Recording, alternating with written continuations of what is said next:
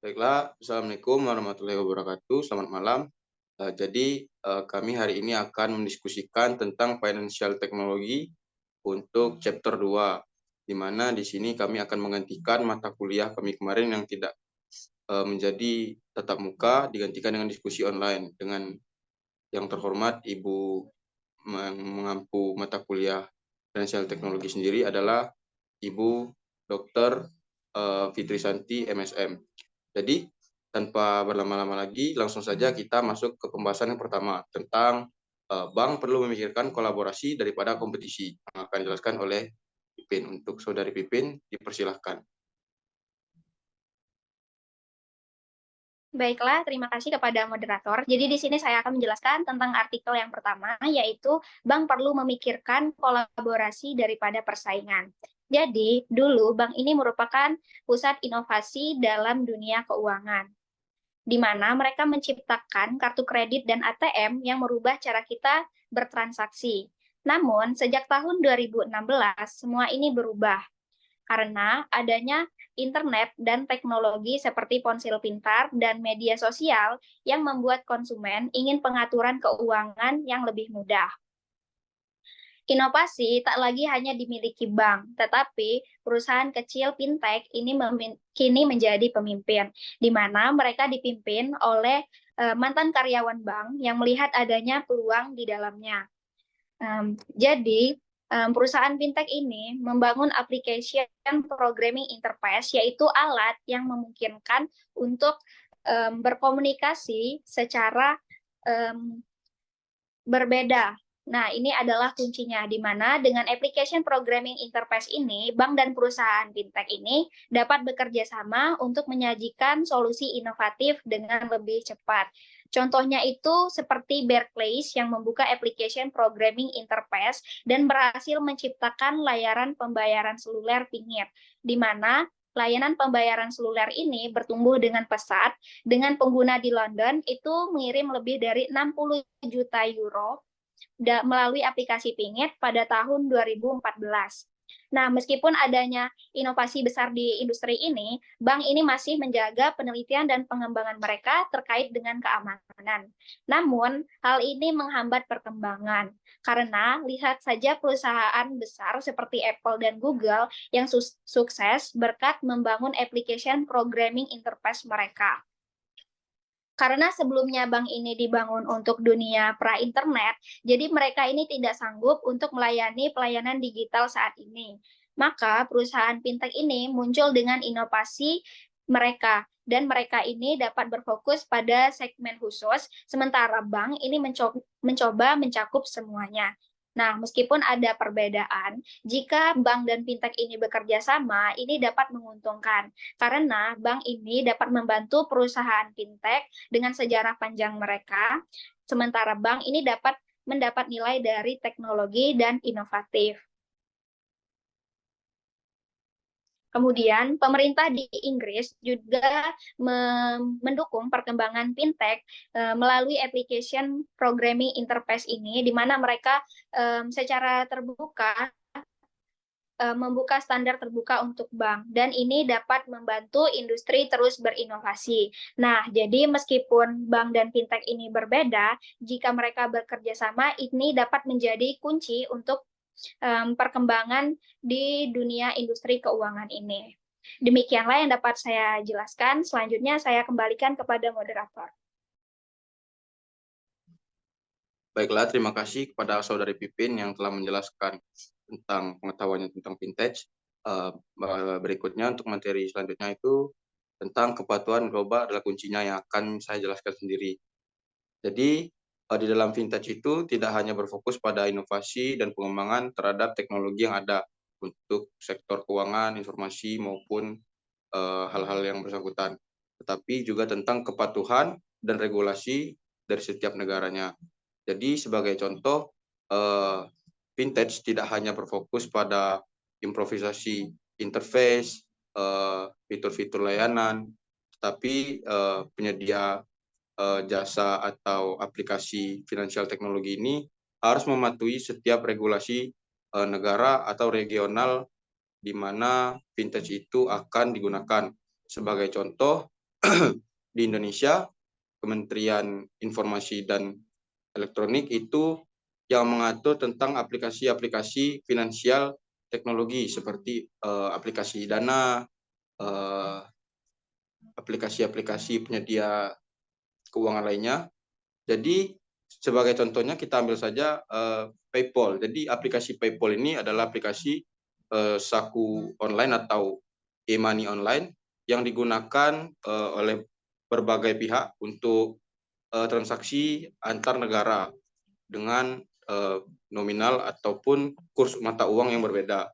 Nah, PayPal di sini tidak mengikuti regulasi negara Indonesia. Jadi aplikasi PayPal ini sendiri dilarang ataupun tidak dapat digunakan di negara kita karena tidak memahami setiap susunan regulasi lokal yang ada di Indonesia. Selanjutnya, layanan pembayaran diatur secara global untuk mencapai kesuksesan suatu financial teknologi itu sendiri. Kita tidak dapat mengandalkan sektor satu negara saja. Kita harus mengandalkan kemajuan zaman ini secara global agar nantinya pengguna teknologi yang kita naungi sekarang dapat digunakan oleh berbagai negara. Langsung saja lanjut ke materi berikutnya, pinjaman modal di abad ke-21. Mungkin pinjaman di masa yang sekarang sangat berbeda dengan zaman dahulu, di mana untuk zaman dahulu, untuk meminjam uang kredit kepada bank itu harus melewati proses yang sangat panjang, melalui persyaratan data diri, pengesahan data-data yang lain, dan mungkin ada jaminan-jaminan yang lain. Nah, namun di zaman sekarang, untuk mendapatkan dana kredit atau pinjaman, itu sangat mudah. Kita ambil saja contoh zaman sekarang adalah pinjol atau pinjaman online, baik yang legal maupun ilegal. Nah, kemajuan pinjaman modal di abad sekarang ini sebenarnya mempunyai pisau bermata dua. Jika kita bisa menggunakan hal tersebut untuk hal yang positif, pinjaman-pinjaman tersebut bisa kita gunakan untuk memajukan bisnis yang ada ataupun hal-hal yang bermanfaat lainnya. Jika kita gagal dalam memanfaatkan teknologi tersebut, maka yang bisa terjadi seperti sekarang ini, banyak mahasiswa yang terjerat kasus pinjaman online karena mengikuti gengsi atau tren atau FOMO tadi.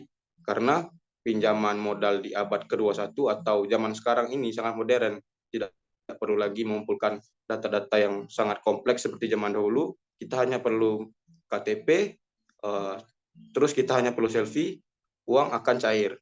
Berbeda dengan zaman dahulu yang dimana kita ingin meminjam uang kredit itu sangat panjang prosesnya. Mungkin itu saja yang dapat saya sampaikan. Materi berikutnya akan dijelaskan oleh Orek. Pada Orek, saya persilakan.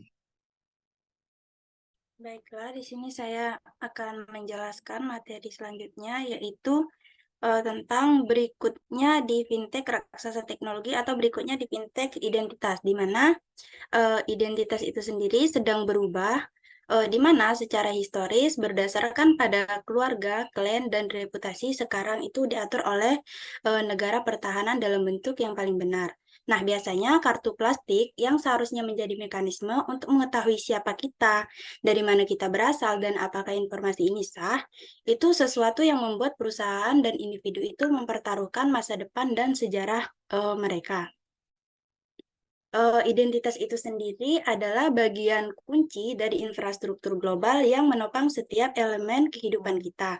Nah, bukan hanya identitas saja yang berubah, melainkan juga konsep dari keuangan itu juga berubah secara mendalam pada tahun 2015 dan diprediksi menjadi tahun penting ketika transaksi digital itu mengambil alih uang tunai.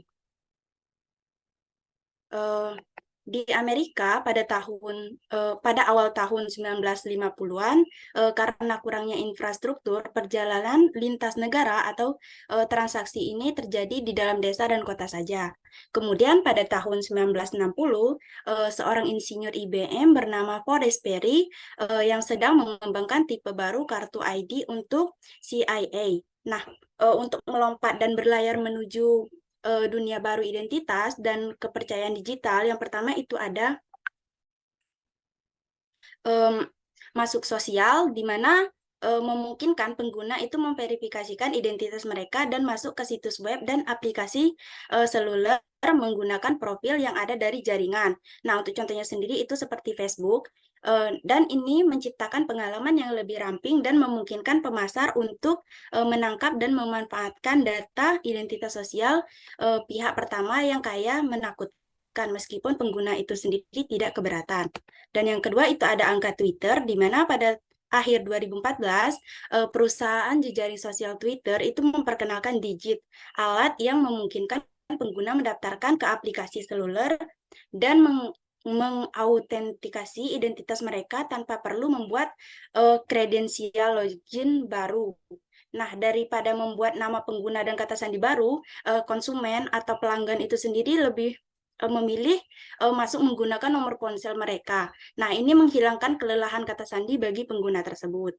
Dan yang ketiga itu ada ID Sentuh Apple, di mana diperkenalkan untuk Apple 5S. Ini adalah kombinasi sidik jari biometrik, lokal GPS, dan tokenisasi. Nah, ini digunakan sebagai pengganti kata sandi untuk login ke akun. Dan ini merupakan titik fokus keamanan untuk Apple Pay. Nah, menjadikannya itu lebih mudah dari sekedar kartu debit atau kredit dalam hal keamanan. Dan yang keempat, yang terakhir itu ada Trulio. Trulio itu sendiri adalah biro identitas berbasis sosial pertama di dunia yang menggunakan antarmuka program aplikasi atau API untuk bisnis online menampilkan tingkat keamanan di dalam tingkat bank. Nah, untuk memverifikasikan pengguna secara instan di seluruh dunia. Jadi, dengan adanya inovasi baru fintech raksasa teknologi tersebut menghadirkan perubahan yang signifikan dalam industri keuangan. Dan dengan adanya inovasi besar dalam fintech terkait dengan identitas, itu bisa mengurangi identitas palsu, identitas digital, privasi pengguna, dan akses keuangan itu jauh lebih mudah. Di mana ada beberapa kasus pencurian atau penipuan data atau identitas. Nah, dengan adanya inovasi baru, fintech itu bisa membuat keamanan data dan privasi itu jauh lebih aman. Baiklah, sekian dari saya kembalikan ke moderator. Baiklah, terima kasih Oreke atas penjelasannya tentang materi tersebut. Mungkin materi selanjutnya akan dilanjutkan oleh Saudari Widya. Untuk Widya, saya persilakan. Baiklah, terima kasih moderator. Nah, jadi materi selanjutnya yaitu mengenai raksasa teknologi bank menjadi non-bank. Nah, jadi di sini itu kita membahas potensi perubahan mendalam dalam industri layanan keuangan dengan penekanan peran raksasa teknologi seperti Facebook yang dijelaskan oleh Oreke tadi. Lalu di sini juga menyoroti pertanyaan besar yang dihadapi oleh lembaga keuangan tradisional, mulai dari bank hingga asuransi, yakni apakah mereka bisa mendapatkan kembali kepercayaan konsumen setelah krisis keuangan yang merugikan banyak orang. Erosi kepercayaan ini, menurut penulis, sebagian besar disebabkan oleh penyimpangan bank dari tujuan awal mereka, yaitu menjaga keamanan uang konsumen. Mereka mencatat bahwa teknologi seperti Bitcoin yang nilainya bergantung pada kepercayaan penggunanya, cenderung meningkatkan ketika ada ketidakpercayaan terhadap perbankan tradisional. Kemudian di artikel ini terdapat bagaimana sih cara organisasi layanan keuangan tradisional dapat mencoba memposisikan diri mereka sebagai infrastruktur atau penyedia layanan di balik mereka, di balik merek non keuangan yang terpercaya, bukannya menjadi merek retail yang mahal. Hal ini memberikan tingkat kepercayaan konsumen yang lebih baik untuk muncul sebagai pemain jasa keuangan yang kuat, baru yang efisien secara teknologi. Dan yang terakhir, di artikel ini juga terdapat bagaimana cara mencermati teknologi seperti blockchain bisa digunakan untuk membuat sekuritas berbasis hipotek yang lebih aman dan transparan. Maka dapat disimpulkan bahwa teknologi akan memainkan peran kuncinya dalam mengubah industri layanan keuangan. Sekian materi dari saya kembalikan ke moderator. Baiklah, terima kasih Widya. Mungkin untuk materi terakhir akan disampaikan oleh Saudara Roni. Untuk Saudara Roni, saya persilakan. Baik, terima kasih moderator.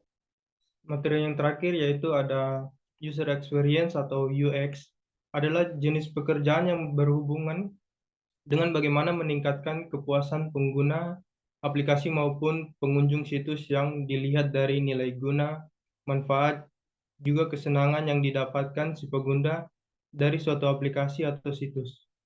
Desain UX mencakup desain interaksi, desain visual, desain gerak, riset pengguna, dan lainnya. Ini adalah unsur penting dalam pendekatan pengembangan produk yang sukses. Lebih dari 15 juta aplikasi perbankan telah diunduh di Inggris, dan hampir 80% nasabah bank menggunakan online atau mobile banking, setidaknya sebulan sekali. Layanan keuangan merangkul revolusi digital. Organisasi keuangan mulai memahami peran penting UX dalam keseluruhan pengalaman pelanggan dan loyalitas merek. Semakin banyak yang telah membentuk tim desain internal dengan merekrut bakat dan mengakuisisi agensi UX atau perusahaan teknologi yang dipimpin oleh UX. Bank Capital One misalnya telah mengakuisisi agen desain UX teratas, Adaptive Page, dan aplikasi keuangan pribadi yang dipimpin oleh UX. Level Money untuk dapat menciptakan kumpulan talenta desain internal yang luar biasa. Namun sifat layanan keuangan memberikan tantangan khusus untuk merancang pengalaman hebat. Lingkungannya yang diatur secara ketat membutuhkan keamanan dan perlindungan data, identifikasi yang kuat, dan prosedur autentikasi serta bergantung pada infrastruktur yang sudah ada. Kondisi tersebut seringkali mengancam interaksi yang optimal. Ada 7 pedoman yang telah terbukti untuk membantu dalam merancang pengalaman keuangan. Yang pertama yaitu investasikan dalam desain dari awal. Yang kedua, pahami semua langkah dalam pengalaman end-to-end. Yang ketiga, kolaborasi antara desain dan teknik. Yang keempat, gunakan desain untuk mempercepat pengambilan keputusan. Yang kelima, menghemat waktu pengembangan yang mahal.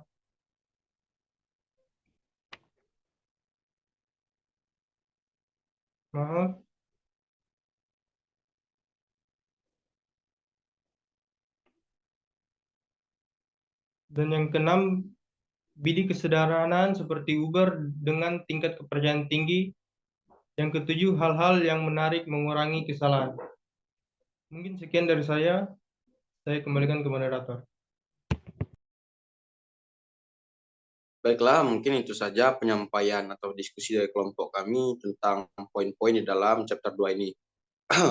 Untuk kekurangan dari segi materi maupun penyampaian, kami mohon maaf. Terima kasih atas perhatiannya. Kepada Allah kami mohon ampun.